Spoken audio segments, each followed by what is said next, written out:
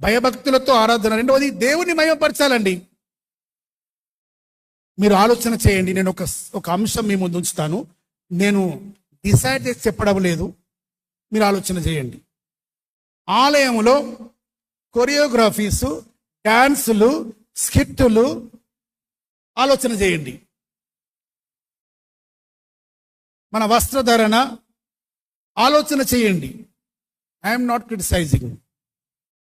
తీర్పు దేవుడే లేదా ఇది తెలియదు నాకు. ఏమని చూస్తారు, చేసేవారు ఏమని చేస్తారు, ఇందులో దేవునికి మహిమ ఏమైనా జరుగుతున్నదా ఆలోచన చెయ్యండి. మరొకటి ఆలోచన చేయమని ఆత్మచేత నేను పుల్పిట్ నుంచి దేవుని చేత ప్రేరేపింపబడి మాత్రమే చెప్తున్నాను. కానుకలు వేస్తాం, పేర్లు అన్నీ చదవాలా. నీ పేరు, నీ తండ్రి పేరు, నీ ఇంటి పేరు, నువ్వు వేసిన డబ్బు దేని కొరకు వేసినావో కూడా చదవాలా. అందుకు విషెస్ కూడా చెప్పాలా ఆల్టర్ నుండి. ఆలోచన చేయండి.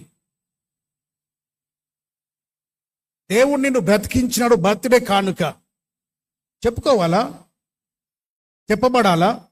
ఆలోచన చేయండి. అది బైబిల్కి అనుకూలమైనదేనా? షాల్స్, దండాలు వేసుకొని ఇక్కడ పేరు చెప్పుకొని ఇక్కడ మనుషులనే పొగడుకోవడం, ఆలోచన చేయండి.